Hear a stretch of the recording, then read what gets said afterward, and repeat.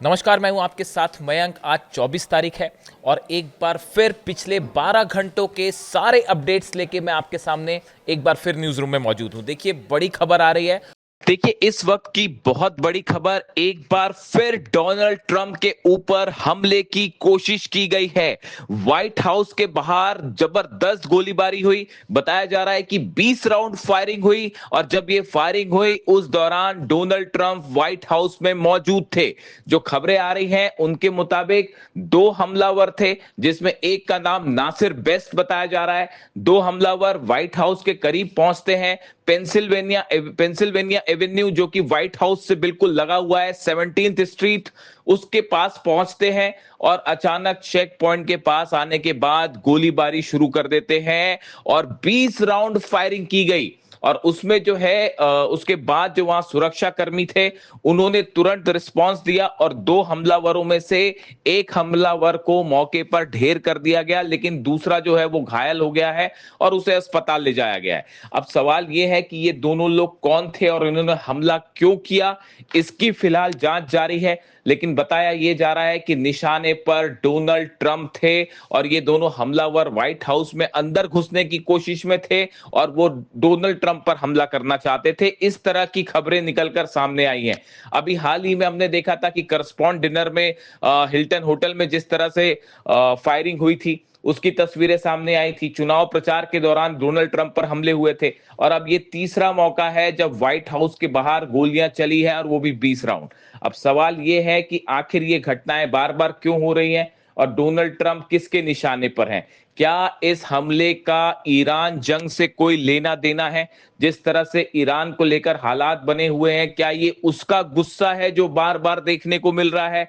और इसके अलावा देखिए, तमाम बातें हैं। ये भी कहा जा रहा है, इस तरह की बातें भी सामने हैं कि क्या ये जो हमले हो रहे हैं ये किसी तरह का पब्लिसिटी स्टंट तो नहीं है? इस तरह के सवाल भी लगातार उठाए जा रहे हैं। फिलहाल एक हमलावर मारा जा चुका है, दूसरा घायल है। पुलिस की तरफ से पूछताछ हो रही है और उसके बाद कुछ देर में शायद ये बात सामने आई कि आखिर ये हमला क्यों हुआ है। लेकिन जिस तरह से ये हमले की तस्वीरें सामने आई उससे पूरा अमेरिका एक बार फिर दहशत की गोद में है। देखिए, बड़ा सवाल ये भी उठता है कि दो हमलावर व्हाइट हाउस के इतने करीब पहुंच जाते हैं, उनके पास बैग है, बैग में गन है, 20 राउंड से ज्यादा उन्होंने फायरिंग की। ऐसे में व्हाइट हाउस और ट्रंप की सुरक्षा को लेकर भी तमाम सवाल उठने लगे हैं कि आखिर ये हमलावर व्हाइट हाउस के इतने करीब कैसे पहुंच गए? क्या इनकी कोई चेकिंग नहीं हुई? और खासकर इन हालात में जब ईरान के साथ जो है वो इतना तनाव देखा जा रहा है। देखिए, जो खबरें आ रही हैं उसके मुताबिक डोनाल्ड ट्रंप बेहद तनाव में चल रहे हैं। नवंबर में मिड टर्म पोल्स होने हैं, जिसमें बताया ये जा रहा है कि डोनाल्ड ट्रंप को जो है बड़ा झटका भी लग सकता है।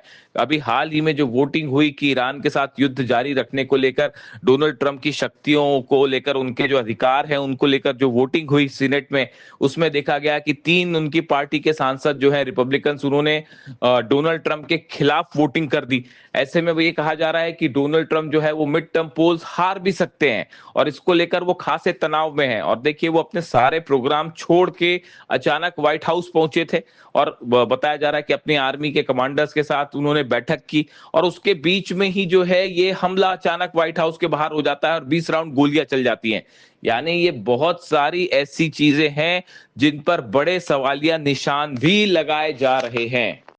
ऐसी जानकारियां सामने आई है कि पिछले 12 घंटे के आसपास अगर हम बात करें, अमेरिका के कई एयर बेसेस से B-2 बॉम्बर्स के मूवमेंट्स नोट किए जा रहे हैं। देखिए, खबर बेहद अहम है।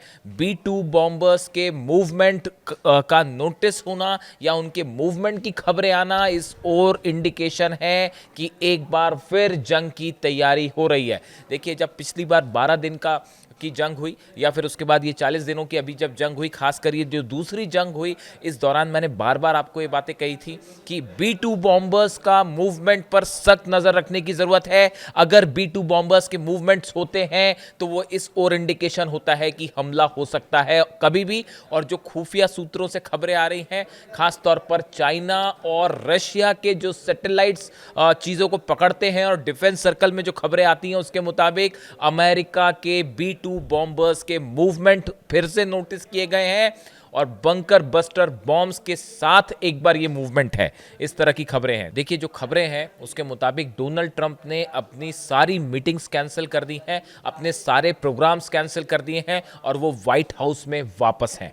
जितने बड़े सेना के अधिकारी हैं अमेरिका के, वो सब व्हाइट हाउस में मौजूद हैं। बड़ी मीटिंग्स का दौर चल रहा है और हर बात का कैलकुलेशन किया जा रहा है कि अगर ईरान पर फिर से हमला किया जाता है तो उसका क्या खामियाजा भी उठाना पड़ सकता है और किस स्ट्रैटेजी के साथ हमला किया जाए, किन टारगेट्स पर हमला किया जाए।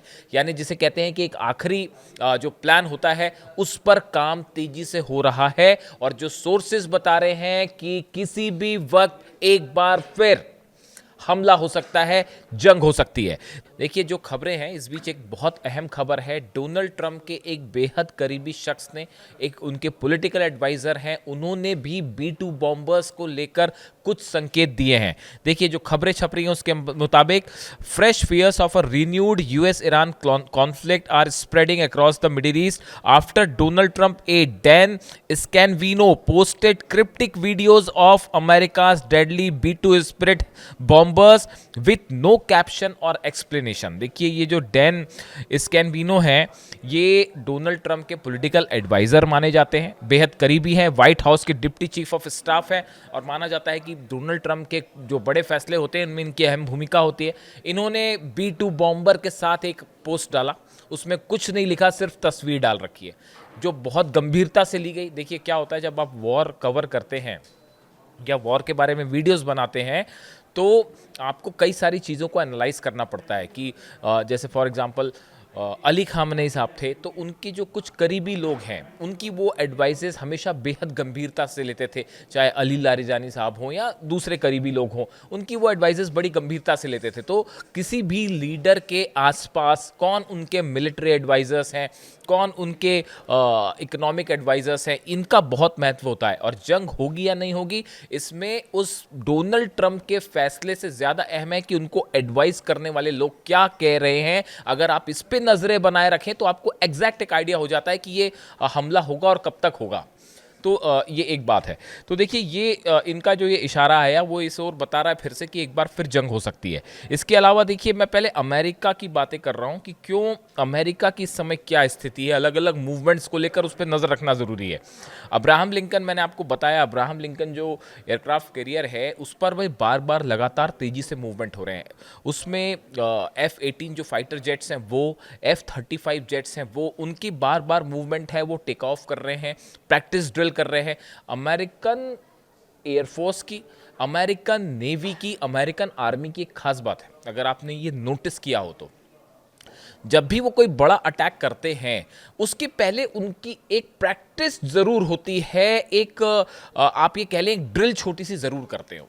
वो भले ऐसा ना हो कि वो आज ही हमला करें, लेकिन एक वॉर प्रैक्टिस वो जरूर करते हैं।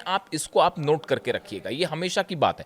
जब भी कोई बड़ा मूवमेंट होगा उसके पहले आप देखेंगे कि हलचल दिखाई देने लगेगी, आपको B2 बॉम्बर्स उड़ने की खबरें आने लगेंगी या फिर एयरक्राफ्ट कैरियर्स है उससे प्लेन्स टेक ऑफ करने लगेंगे या जो नेवी है उसकी एक मिनी एक्सरसाइज शुरू हो जाएगी। अब ये सब कुछ फिर वैसा ही हो रहा है जैसे कि इस बार की अभी जो जंग थी 40 दिन की सीज फायर के पहले वो मूवमेंट हुए थे हॉर्मुज के आसपास, ओमान की खाड़ी के आसपास, अरब सागर में। ये सब मूवमेंट इस ओर इशारा कर रहे हैं कि एक बड़े हमले की तरफ मामला आगे बढ़ रहा है। अब बात करते हैं ईरान की तैयारियों की कि ईरान क्या करने जा रहा है। देखिए ईरान की तरफ से जो खबरें हैं, एक तो ये लगातार ये कोशिशें चल रही है, 5 अरब देश, मैंने आपको पिछले वीडियो में बताया था, वो लगातार ये कोशिश कर रहे हैं कि किसी तरह से कोई बातचीत का रास्ता निकल आए और युद्ध ना करना पड़े। इस तरह की कोशिश अरब देशों की है क्योंकि उनके ऊपर संकट है ईरान की मिसाइल्स का कि ईरान अगर हमला करेगा तो फिर क्या होगा, तो वो नहीं चाह रहे कि जंग हो। और इसमें बड़ी अहम भूमिका जो है वो सऊदी की भी है। जो खबरें अब आ रही हैं उसके मुताबिक मोहम्मद बिन सलमान नहीं चाहते कि किसी तरह का हमला ईरान पे हो। देखिए ये बड़ी डेवलपमेंट है, मैं पिछले 3-4 वीडियो में ये बात कह चुका हूं और ये बड़ी नोटिसेबल बात है। देखिए पहले ये माना जाता था, इस तरह की खबरें आती थी कि पूरे मिडिल ईस्ट में एक छोर पर सऊदी खड़ा हुआ है, एक छोर पर ईरान खड़ा हुआ है और दोनों को आपस में लड़ा के अमेरिका जो है वो हमेशा दोनों को लड़ाने की कोशिश करता है और यहाँ पे रिसोर्सेज पर कब्जा करने की कोशिश करता है। इस तरह के एक्सपर्ट्स अपनी राय देते थे। लेकिन इस 40 दिन की जंग के बाद, ये जो दूसरे जंग हुई अभी 12 दिन की जंग के बाद, ये अभी इस वक्त की जो जंग हुई, इसके बाद से सऊदी के स्टैंड में खासा परिवर्तन आया। उसकी बड़ी वजह ये है, दो वजह है उसकी। पहली बात तो ये कि सऊदी को ये बात समझ में आ गई है कि भाई हमारी रक्षा करने के लिए तो ना अमेरिका आ सकता है और ना इजराइल हमें बचा सकता। बात नंबर एक। बात नंबर दो, मोहम्मद बिन सलमान अपना जो प्लान लेके चल रहे हैं 2030 का, इकोनॉमिकली जो है वो मजबूत बनाना है सऊदी को और एक बड़ा रोल प्ले करना चाहते हैं। वो प्लान पूरी तरह से ध्वस्त हो जाएगा अगर ये जंग होती है। बात नंबर तीन, इजराइल और सऊदी के बीच में खासा डिफरेंस ऑफ ओपिनियन देखा जा रहा है इस जंग को लेकर। जहां नेतन्याहू चाहते हैं कि हर कीमत पे जंग हो जाए, वहां मोहम्मद बिन सलमान इस बात को लेकर राजी नहीं है। वो इजराइल के इस बढ़ते प्रभाव से भी सहमत नहीं है। तो ऐसी स्थिति में एक बड़ा फंडामेंटल चेंज है ये कि सऊदी के आप स्टैंड्स देखिए, वो नहीं चाह रहा फिलहाल कि ईरान पर हमला किया जाए। तो 5 देशों की एक कोशिश है। जनरल मुनीर ने जो बात की नहीं की वो एक अलग बात है, वो आप अलग से देख सकते हैं। लेकिन देखिए, इस बीच में जो बड़ी खबर ये है कि ईरान ने अपने एयर स्पेस का कुछ हिस्सा बंद कर दिया है। ये वो हिस्सा है एयर स्पेस का जहां पर ईरान ये मान के चलता है कि यहां पर हमला होना तय है, अमेरिका के टारगेट्स लॉक है। वो सब जान रहे हैं, अगर आप थोड़ा सा रिसर्च करें आप सब जान रहे हैं इस्फहान पर बड़ा हमला होने वाला है, इस्फहान, और उसके लिए तैयारी करी है जबरदस्त ईरान ने। स्पेस, एयर स्पेस का वो हिस्सा बंद है जहां से टॉमहॉक मिसाइल्स अंदर आ सकती हैं, F-35 जेट्स अंदर आ सकते हैं, वो स्पेस बंद किया गया है। इसके अलावा ईरान ने अपने नए टारगेट्स तय कर लिए हैं और ये बार बार बात ईरान की तरफ से कही जा रही है, आरजीसी की तरफ से कही गई, ईरान के विदेश मंत्री अब्बास अराक्ची साहब की तरफ से कही गई, ईरान के जो नेता हैं अलग अलग उनकी तरफ से, पॉलिटिकल लीडर्स की तरफ से बात कही गई कि हमने अपने टारगेट्स लॉक कर रखे हैं। अगर अमेरिका ने हमला किया तो इस बार बड़ा सरप्राइज मिलेगा, नए टारगेट्स पर हमला होगा। ये नए टारगेट से क्या मतलब है? देखिए, अभी तक था कि ईरान ने जो है वो 2-2.5-3 हज़ार की रेंज वाली मिसाइल्स फायर की, लेकिन अब ये माना जा रहा है कि ये मिसाइल्स यूरोप तक जा सकती है और अमेरिका के उन मिलिट्री बेसिस पर अटैक हो सकता है जो अब तक नहीं हुआ, जो अब तक निशाने पर नहीं आए। इसी को बार बार कहा जा रहा है ईरान की तरफ से कि हम सरप्राइज देंगे, नए निशाने पर हमले हो सकते हैं। एयर स्पेस बंद है। इसके अलावा आप देखिए, बाबल मंदेब को लेकर बड़ी खबर है। हूती की तरफ से बयान आया है, हूती के जो चीफ हैं उनकी तरफ से बयान आया है, अब्दुल मलिक अल हूती की तरफ से, कि अगर किसी भी तरह का कोई भी हमले की कोशिश हुई तो उसका नतीजा होगा फौरन बाबल मंदेब बंद कर दिया जाएगा। आप इसका मतलब समझ रहे हैं? हॉर्मुज बंद होने का मतलब है 20% पूरी दुनिया का ऑयल सप्लाई ऑलरेडी अफेक्टेड है, और अगर बाबल मंदेब भी बंद होता है तो आप समझिए 10 से 12% और ऑयल सप्लाई रुक जाएगी। और वो यमन की जिस पोजीशन है, यमन में हूती जो है वो डायरेक्टली वहाँ इंटरवेंशन करके उसको बंद कर देगा ईरान के एक कहने पर। उसका नतीजा ये होगा कि 12% और ऑयल सप्लाई रुकती है, यानी टोटल 32% ऑयल सप्लाई रुकने के बाद तेल की कीमतों में आग लग जाएगी। और उसको कैसे हैंडल किया जाएगा? देखिए, यही वजह है यमन के आसपास भी अमेरिकन जेट्स का मूवमेंट देखा जा रहा है। अमेरिका भी इस बात को समझ रहा है कि अगर बाबल मंदेब बंद हुआ तो कैसे काउंटर किया जाए, इसकी तैयारी भी अमेरिका की तरफ से शुरू हो गई है। और बाबल मंदेब के आसपास भी अमेरिकन शिप्स देखे जा सकते हैं, अमेरिका के वॉर जेट्स देखे जा सकते हैं। इसीलिए भी हूती जो है वो ज़्यादा एग्रेसिव हो गया है अमेरिका को लेके। इसके अलावा देखिए, बड़ी खबर जो है, हॉर्मुज में ज़बरदस्त तनाव है। हालात ये है, आमने सामने खड़े हुए हैं ईरान की बोट्स, ईरान के जहाज़ और अमेरिका के जहाज़, और बिल्कुल कम डिस्टेंस पे। और हालात ये है कि वहाँ से एक एक जहाज़ निकलना जो है वो इतना मुश्किल हो जा रहा है कि दोनों देश उस पर जो है वो नज़रें गड़ाए बैठे हैं कि ये जहाज़ किसका आ रहा है और कैसे निकलेगा। यानी हॉर्मुज में, और कई खबरें ऐसी हैं हॉर्मुज से लगातार फायरिंग हो रही है। हॉर्मुज में कई खबरें सामने नहीं भी आ रही है।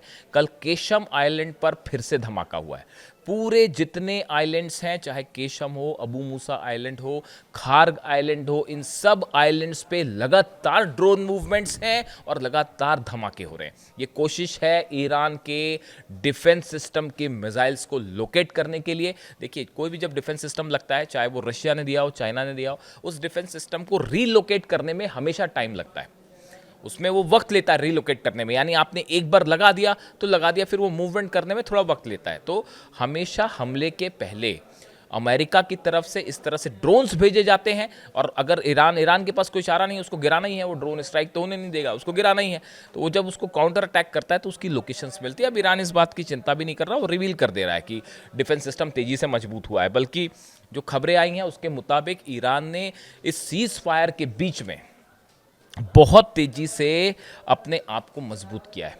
हर मामले में बताया जा रहा है जितने समय सीज फायर रहा, इसके बीच बीच में ही करीब 20,000 से ज़्यादा नए ड्रोन्स बना दिए गए हैं, नए एडवांस टेक्नोलॉजी के साथ। मिसाइल्स की बात मैं अलग वीडियो में करूंगा, उसमें कई सनसनीखेज खुलासे ईरान की मिसाइल्स को लेकर। ड्रोन्स की बात की जाए, 15 से 20,000 नए ड्रोन वो इस सीज फायर के दौरान बना दिए गए। अब आप समझिए कि कितनी तेजी से प्रोडक्शन जो है वो लगातार हो रहा है। इसके अलावा आप देखें कि एक बेहद अहम खबर है, कल हालांकि मैं इसको कवर नहीं कर पाया, लेकिन आप इसको समझिए, इस पे नज़र बनाए रखिए। अमेरिका में न्यूयॉर्क में एक शिपयार्ड में जोरदार धमाका होता है। उस धमाके में एक व्यक्ति की मौत हो गई, 36 लोग घायल हो जाते हैं, और बड़ा ही जोरदार धमाका था वो। और उसके बाद वहाँ अफरा तफरी मच गई पूरे न्यूयॉर्क में, और बड़ी मशक्क़त के बाद वो आग वाग बुझाई गई, और वहाँ जाके जो है वो एक्शन लिया गया। अब आप जरा इस बात पर नज़र रखें, ये धमाका मिस्टीरियस तरीके से हुआ, कैसे हुआ कोई नहीं जानता। अब ये चौथा मौका है पिछले 1 से 1.5 महीने के अंदर। अमेरिका की 3 रिफाइनरीज में, 3 अलग अलग शहरों में बड़े रहस्यमय तरीके से ऑयल रिफाइनरीज में धमाके हो चुके हैं, और ये चौथा एक शिपयार्ड में ये धमाका हुआ है, वो भी जिसका कोई और छोर पता नहीं है कि ये धमाका कैसे हुआ। अब आप समझ जाइए, इसमें अब कुछ बोलने की ज़रूरत नहीं है, अमेरिका खुद बोलेगा कि क्या करना है क्या नहीं करना है। इसके अलावा एक और अहम खबर है, तुलसी गबार्ड ने जो इस्तीफ़ा दिया, director of national intelligence Tulsi Gabbard Donald Trump की करीबी रही है, और उनका जिस तरह से इस्तीफ़ा है, और शायद 30 जून उनका लास्ट डे होगा सर्विंग का, इस तरह की खबर है। उनके कई करीबियों ने भी इस्तीफ़ा दे दिया था। उसके बाद अब जो बात कही जा रही है वो बड़ी हैरान करने वाली बात है, और ये शोर इशारा कर रही है कि अमेरिका के एडमिनिस्ट्रेशन में एक बड़ी बगावत शुरू हो चुकी है ईरान को लेकर। ये अंदेशा जताया जा रहा है कि तुलसी गबार्ड कई नेशनल मुद्दों को लेकर बड़े खुलासे कर सकती हैं, और वो डोनाल्ड ट्रंप सरकार के बारे में कई ऐसी चीजें बता सकती हैं जो शायद पूरे अमेरिका में एक सनसनी फैला दे। देखिए, तुलसी गबार्ड, अब आप जब US director of national intelligence हैं तो उनके पास हर चीज़ की जानकारी है, ईरान से लेकर डोनाल्ड ट्रंप क्या कर रहे हैं, हर बात की जानकारी है। और ऐसे समय में अगर वो इस्तीफ़ा देती हैं और इस बात को लेकर कि भाई उनकी बात नहीं बन रही है डोनाल्ड ट्रंप से, तो आप देखिए उन्होंने, चाहे हवाना सिंड्रोम हो, कोविड-19 पैंडमिक से लेके 2020 का जो यूएस प्रेसिडेंट इलेक्शन था, वहाँ से वेपनाइजेशन ऑफ फंडामेंट जो फेडरल गवर्नमेंट है, ऐसे तमाम मुद्दे हैं जिनके बारे में उनको बड़ी सारी जानकारियाँ हैं, और ईरान को लेकर तो बड़े एक्सक्लूसिव खुलासे कर सकती हैं वो। तो अब सबकी नज़रें इस बात में है कि क्या तुलसी गबार्ड किसी तरह का कोई बड़ा खुलासा करेंगी, क्या वो डोनाल्ड ट्रंप के अगेंस्ट भी जा सकती हैं। इस तरह की तमाम चर्चाएं हैं सोशल मीडिया में, लेकिन थोड़ा सा इंतज़ार करना होगा इसको लेके। लेकिन बात हमने जहाँ से शुरू की थी, देखिए हकीकत ये है, बातचीत वाली बात जो होती रहे, बातचीत आगे बढ़ रही है, अब बातचीत अच्छी हुई, अब बातचीत कैंसिल हो गई, अब जो है कोई बात नहीं होगी, ऐसे तमाम वर्जन्स हम देख रहे हैं बड़े लंबे समय से, जो कि बार बार सामने आ रहे हैं। लेकिन एक आखिरी कंक्लूजन ये है, ईरान की 9 करोड़ जनता ने ये साफ ऐलान कर दिया है कि हम किसी कीमत पर अपना यूरेनियम नहीं देंगे, जिसको जो करना है वो कर ले। ये ईरान के 9 करोड़ लोगों का ऐलान है, और हर रात वहां पर ऐलान होता है, और लाखों लोग सड़कों पर जमा होते हैं। कल वहां नारे लग रहे थे कि राक्षसों दूर रहो, जो हिंदी वर्जन में उसको कम ट्रांसलेट करके बता रहा हूँ, फारसी में नारे लग रहे थे। ईरान की जनता ये नारे लगा रही थी सड़कों पर कि राक्षस दूर रहें ईरान से, इस तरह के नारे लग रहे थे। बेहद गुस्से में हैं ईरान के लोग, बेहद ज़्यादा। और मुस्तफा खामेनी साहब ने, ईरान के सुप्रीम लीडर ने साफ कह दिया है, यूरेनियम तो बाहर नहीं जाएगा, परमाणु मुद्दे पे हमारी कोई बात नहीं होगी। अब बाकी आप देख लीजिए, डील करना नहीं करना, हम तो जो है वो, जब तक आप युद्ध नहीं रोकेंगे, परमानेंटली नहीं रोकेंगे, तब तक बात आगे नहीं बढ़ेगी। और वो 5 अरब देश बनाने में जुटे हैं, पाकिस्तान बनाने में जुटा, तमाम कोशिशें करके देख ली, ईरान ना झुका था और ना झुकेगा। जंग की बड़ी तैयारी हो रही है। इससे जुड़ा जो भी अपडेट होगा आप तक पहुंचाऊंगा। वीडियो कैसा लगा कमेंट करके बताइए। Thank you so much.